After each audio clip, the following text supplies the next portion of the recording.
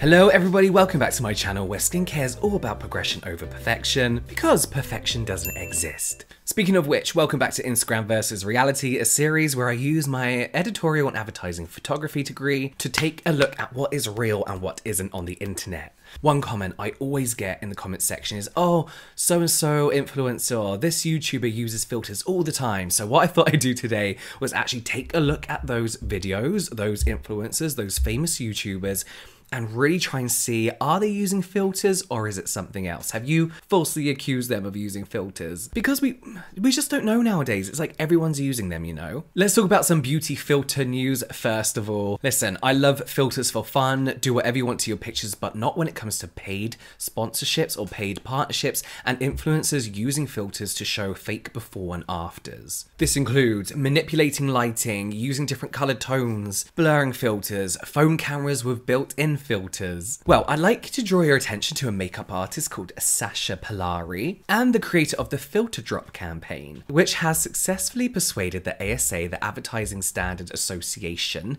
here in the UK, to take a look at and rule against filters being used in paid promotion. Being used by influencers. So to quote the BBC, the ruling means that brands, influencers and celebrities should not apply filters to photos that promote beauty products if the filters are likely to exaggerate the effect that the products are capable of achieving. Ads that break these rules will be taken down and prohibited from appearing again, which is likely to damage the advertiser and influencer's reputation, said the ASA. This is incredible news. This is 100% a step in the right direction of what I've been trying to show here, is that filters, when used in adverts, should be illegal. It should be against the rules. It should be against the advertising regulations. So this is incredible. Sasha herself said in the article that she hopes that this has a positive impact on the way primarily young ladies see themselves and help refine what beauty is and not just what a filter says beauty should be. I'll leave all relevant links to the articles and campaigns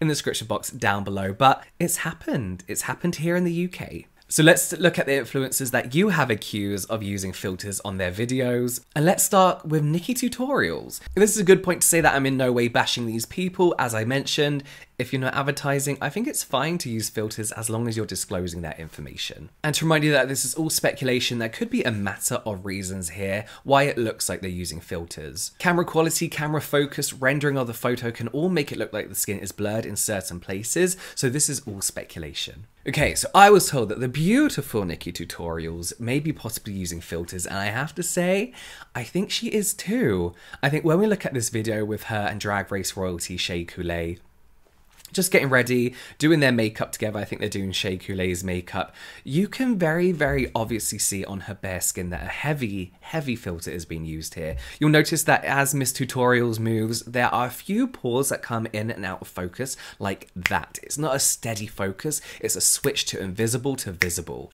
It's a filter having a hard time being consistent. There's a very obvious blur in the hairline as well. And you know, you can see some blemishes, very normal blemishes, but they are also clearly blurred. That is not how blemishes appear on the skin, as blurs. And there are definite filters throughout as well. On the finished look as well, we can see a heavy, heavy filter. You can compare her smooth on-camera skin here to her natural skin in her documentary Layers of Me, I believe it's called. And you know, she has texture like everyone else.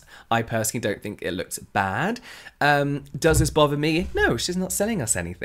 But I also think it's not sneaky. I think this is a very obvious and purposeful use of filters. Again, she's very open about when she uses filters and how she uses Facetune, with dedicated videos to doing tutorials about how she uses Facetune. If she was selling us a foundation or a concealer or a product, then this would go against the new ASA rules. She'd be exaggerating the effects of the product, the finish of the foundation. Looking at this filter, it's quite heavy and almost like the old-fashioned Vaseline on the lens trick that they used to use in like old Hollywood glamour type situations. Whilst we look at these though, and whilst we look at the people using these filters, I do want you to remember that influencers, especially women, are under a lot of scrutiny when it comes to their appearance. And a lot of people use these filters because they don't feel comfortable putting their bare skin on camera. And as much as we'd love to be like, we all appreciate natural skin, we all love natural skin, real skin. There are trolls on the internet and there's always going to be trolls. So you're going to see these people using filters because they could just be very, very uncomfortable at and about the comments they get based on the unnatural beauty standards that are put on everyone, especially women. So I'm in no way saying if filters are being used, the person's in the wrong in any way. I just want you to think about why they're using those filters. Is it to mislead or is it just to make them feel comfortable? And as awful as that sounds, it's a shame that something like that has to be done to make them feel comfortable putting their true selves online. It's a bigger issue, I'm afraid. Before we move on to the next influencer, let's look at an example of filters exaggerating the results of products. I was tagged in this. This is the founder of Rodial Beauty and Nip and Fab using her own lowlighters. I'm not sure what they are.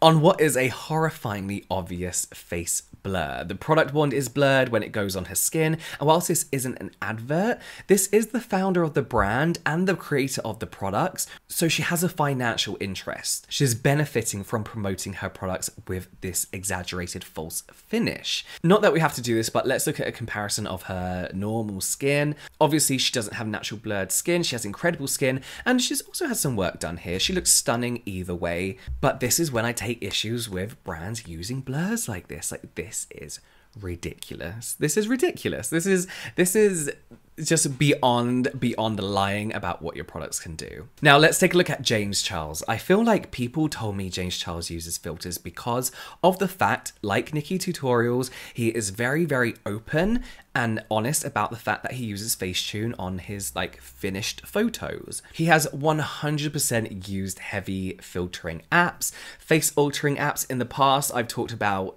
paid promotion that is done on his Instagram stories where, you know, the walls are bending in the background, door frames are curving into his face, he's made his eyes bigger, face slimmer, squarer. But when it comes to his actual YouTube videos, from what I saw, I'm afraid I'm gonna have to disagree with you. I do not think he uses filters at all. Let's take a look at this video. Full face of Frozen makeup challenge. We see his bare face, and whilst the quality of the video isn't exactly 4K, you can still see a fair bit of detail on his skin. You can see he's got very, very good skin. You can see the natural uneven skin tone, so where your face is going to be darker or a little bit redder, like under the chin, around the nose. We can see pores. His skin is moving normally, and when it moves, those blemishes don't pull in and out of focus, they don't blur. If you take a look at his chin, you can see where his facial hair is growing back. It's little dots as well. You can see the hairs. It's not just one grayish, greenish blur.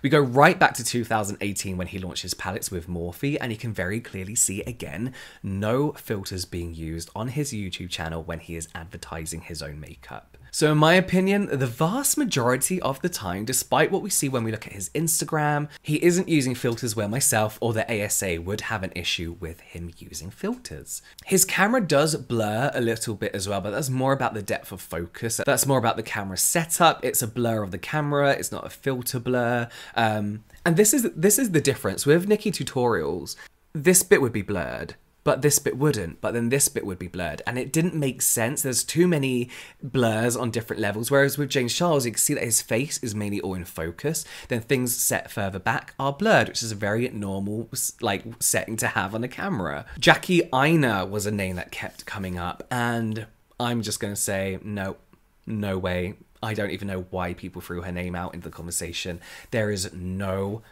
blurring, no like retouching here in her videos, no filters, no beauty box, nothing being done whatsoever. On that note as well, Michelle Phan was another name that's thrown into the conversation when it comes to using filters in her videos. Again, she doesn't. She's got amazing lighting, but as we can see from this video, we can see everything going on her skin. She's got amazing color correction work going on here, which doesn't necessarily mean it's being done for the skin. It's not. Color correction is more about the lighting, the shadows, the highlights, the midtones, you know, the colors within those. It's not about how your skin looks. When it comes to Instagram, when it comes to beauty filter apps, there are certain filters that are going to do things like cancel out redness, make your skin look more even. But it's very different. They're preset apps and it's very different to color correction. Jackie Aina might be using some color correction, but for all I can see here, Jackie Aina, Michelle Phan, very different filming styles. There's nothing deceptive going on here whatsoever. whatsoever. I feel like that was a quick one today, but I just wanted to get, these were the top names that kept coming up when it comes to using beauty filters, and a few others, but I don't want them on my channel. And there just aren't any filters going on there, but I do understand the almost distrust, because I have it as well. There's so many new technologies coming out all the time that make it less and less obvious when someone's being deceptive about what a product can do for your skin, how makeup sits on the skin, how somebody's skin is naturally. But what we got to realize as well is that real skin doesn't necessarily mean bad skin. Somebody could just have really good skin and not being deceptive about it, you know? So keep looking out for those filters. Don't go accusing people of using filters. I do it too. I'm doing it with you all the time. But also try and bear in mind why people are using them. I think it's great that people aren't using filters when it comes to advertising anymore. That's all I've ever wanted when it comes to doing these videos, what I hope these videos make people realize. But yes, I hope this sheds some light on, you know, what you can be looking out for when it comes to those filters. What's the difference between a camera blur and an actual beauty filter? So really, out of all those, it was only one that had been doing it here on YouTube. Off YouTube, it is another story, so we could look into that another time. But I hope you enjoyed that. Check out all the Instagram versus reality series here. I'll hopefully be doing them more often. Also more general light entertainment. You can watch the videos here, and I'll see you over there.